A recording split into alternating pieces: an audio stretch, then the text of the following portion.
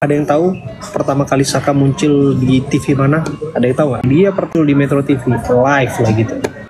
Dan dia bercerita tentang apa yang dialaminya, yang dirasa tidak menyenangkan ketika dia menjadi tahanan atau ketika menjadi terperiksa waktu itu. Gitu. Nah, nggak lama setelah kejadian itu, 2 hari setelah itu, saya langsung ke Cirebon, teman-teman. Dan saya di situ bertemu dengan Saka Tatal. Dan di sana ada 2 media waktu itu, ada TV One dan ada iNews.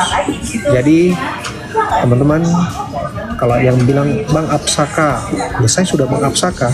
Cari aja Saka Tatal AB plus iNews. Sudah, saya datengin langsung Saka. Yang rambutnya belum potong, rambutnya belum dicukur tuh, rambutnya masih gondrong, dan dia masih seperti ketakutan, masih seperti ada trauma yang mendalam segala macam di situ.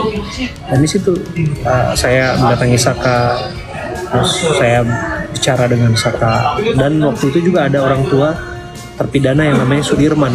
Dari mana tahu saya bahwa Sudirman itu dalam tanda kutip ya berkebutuhan agak khusus, dan ini bisa dikoreksi ya, dan ini juga harus diselidiki secara ilmiah ya teman-teman ya. Karena saya bicara dengan orang tuanya Sudirman gitu, saya melihat ayahnya, saya melihat ibunya, dan di situ saya menggali informasi, menggali fakta-fakta, bukan hanya tentang Saka. Saya ulas banyak di situ.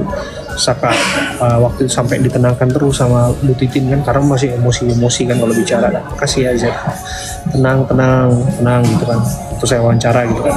Dan di situ ada Kang Deddy Mulyadi juga. Ada yang nonton Saka pertama kali tampil di channel Kang Deddy Mulyadi, itu ada saya di situ. Kalau ada yang lihat mungkin short-shortnya video YouTube-nya Kang Deddy Mulyadi, ada saya juga di situ. Dan selesai saya wawancara, baru Kang Deddy Mulyadi itu masuk di YouTube-nya dia dengan timnya dia gitu.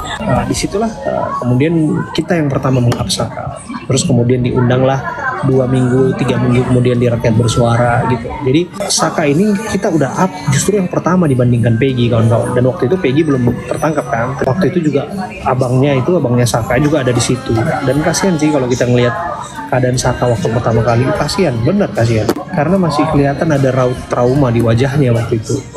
Dia bisa dibayangkan ya, anak 15 tahun ya waktu itu, remaja tanggung gitu ya. Dan dia harus mendekam di penjara selama 8 tahun lamanya, sampai pada akhirnya bebas bersyarat. Dan saya juga kaget loh, waktu itu kan dia berani-beraninya bicara tentang perbuatan-perbuatan yang rasa gak menyenangkan, karena waktu itu dia juga masih wajib lapor kan statusnya. Saya pikir wah, anak ini memang udah nothing tulus nih bicara nih gitu. Dan juga kan didukung, disupport oleh Bu Titin. Nah waktu itu kita wawancaranya di Cirebon teman-teman. Jadi Bu Titin itu punya satu tempat di Cirebon, semacam kafe kayak gitu tuh, yang dimana di situ tempat anak-anak suka ngumpul, anak SMP, anak-anak SMA yang suka nongkrong-nongkrong lah di situ. Dan disitulah kemudian si Saka diinapkan waktu itu, karena Saka waktu itu takut untuk ketemu sama siapa-siapa. Jadi dia mau menginap di bawah pengawasan pengacaranya langsung waktu itu. Dan Farhad Abbas belum ada di situ. Gitu. Dan waktu itu ya Saka yang pertama kita up, Saka yang pertama saya up waktu itu. Jadi kalau ada yang bilang Bang, kenapa Peggy terus yang di up, kenapa Peggy gitu, ini kan soal momentum aja, bukan kita nggak up Saka. Kan kemarin kan momentumnya kan pra peradilan Peggy, dan sekarang ya kalau Saka sedang punya momentum PK, sidang peninjauan kembali gitu ya, saya pikir ya harusnya fokus kita tertuju ke sana gitu.